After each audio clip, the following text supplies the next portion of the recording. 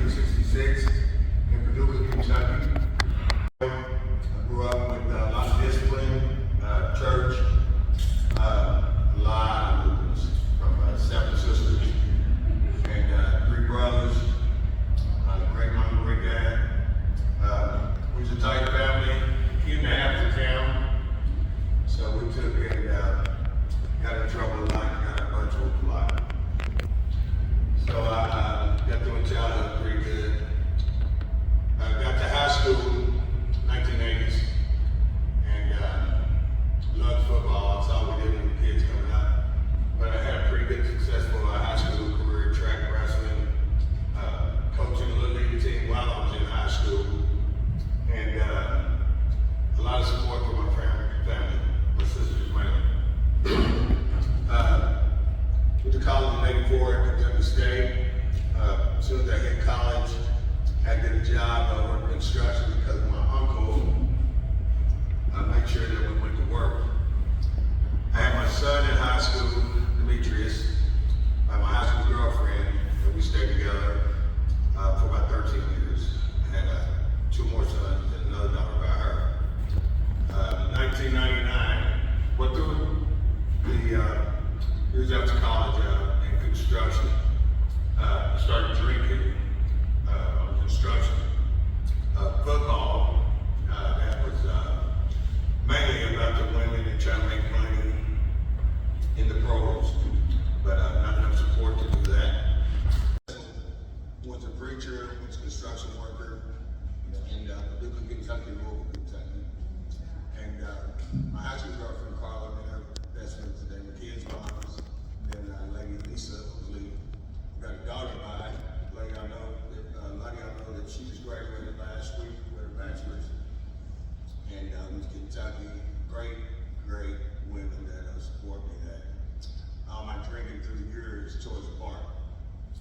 But my ex, now I've got 2 daughters, 20 and a 10-year-old, great ex, 16 years, and just wonderful support from my family, from my sisters, my 8 kids that I have now. Thank God for the sisters, because I would never been able to keep in touch with them, keep up with them, be there, and be the man I am today without my 7 sisters, 3 of them living out of 7, and still best friends and keep up with each other today.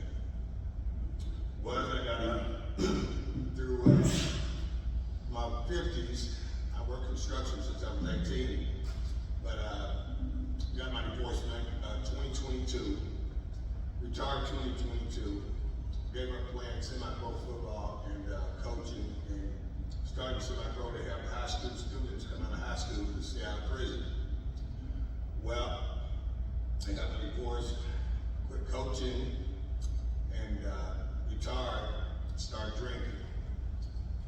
Well, I kind of managed it in between because I had my sisters on me, I had my family on me, and my kids.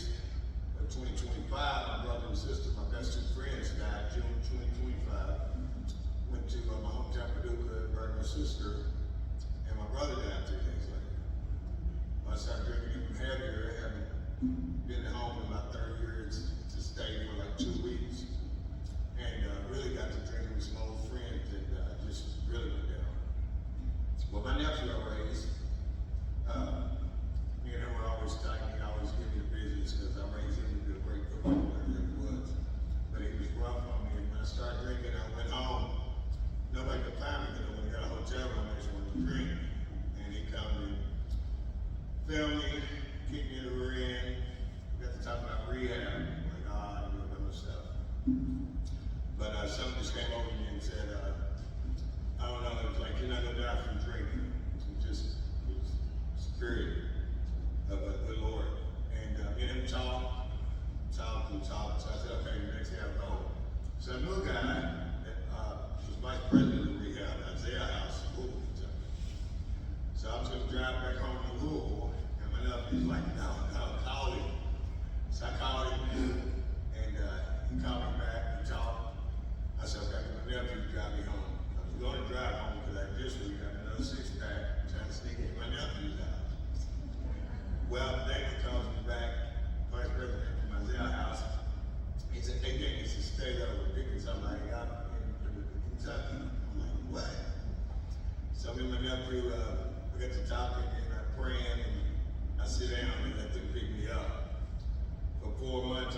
Isaiah House Rehab in Louisville, Kentucky. For the first month, I sold up. I got with the pastor and the vice president, Damon. He helped me find my purpose back by sticking me in there like Matt, Larry in their position, because he thought I had growth. But I'm going to class and working with these guys and helping them out, getting them around. I met Brad in that rehab. He was with another rehab. We were playing in softball and basketball. And it's just inspiring the way their rehab coming out of rehab, they were together. The guys in our rehab and nowhere near together. And it was kind of like 4 months I did that, and I'm like, no, this ain't what I want. So I was moving here anyway for $2,